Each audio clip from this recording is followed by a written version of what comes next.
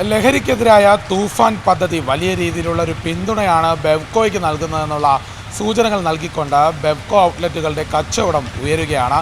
കഴിഞ്ഞ ദിവസങ്ങളിൽ, അതായത് 3 ദിവസത്തെ കണക്ക് മാത്രം, 18 മുതൽ 20 വരെയുള്ള തീയതികളിലെ കണക്കുകൾ പ്രകാരം 232.99 കോടി രൂപയുടെ വിറ്റുവരവാണ് ബെവ്കോ ഔട്ട്ലെറ്റുകളിലൂടെ നടന്നിട്ടുള്ളത്.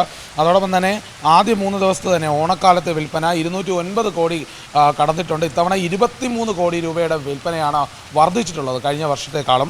അതോടൊപ്പം തന്നെ ഓപ്പറേഷൻ തൂഫാനെ തുടർന്ന് തന്നെ ലഹരി മരുന്ന് ലഭിക്കാത്ത സാഹചര്യം പലയിടത്തും ഉണ്ടാകുന്നുണ്ട്. അതോടൊപ്പം ലഹരി വ്യാപനത്തെ തടയാനുള്ള അന്വേഷണങ്ങളുണ്ട്. കൂടുതൽ കേസുകൾ വന്നുകൊണ്ടിരിക്കുകയാണ്. ഏകദേശം 9345 കേസുകളാണ് ഇതുവരെ എടുത്തിട്ടുള്ളത്. അതിൽ 10,085 പേരെ അറസ്റ്റ് ചെയ്തിട്ടുണ്ട്. കൂടുതൽ നടപടികൾ എടുത്തിട്ടുണ്ട്. ഇതുവരെ 8289 ഗ്രാം MDMA പിടികൂടിയിട്ടുണ്ട്.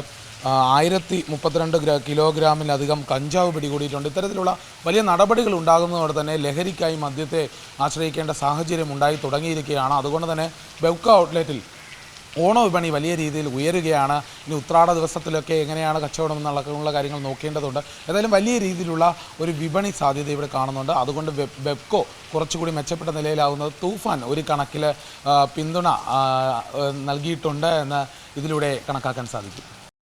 ഏറ്റവും പുതിയ വാർത്തകളും വിശേഷങ്ങളും വിരൽ തുമ്പിലറിയാൻ സീ മലയാളം ന്യൂസ് എല്ലാ ഡിജിറ്റൽ പ്ലാറ്റ്ഫോമുകളിലും ലഭ്യം.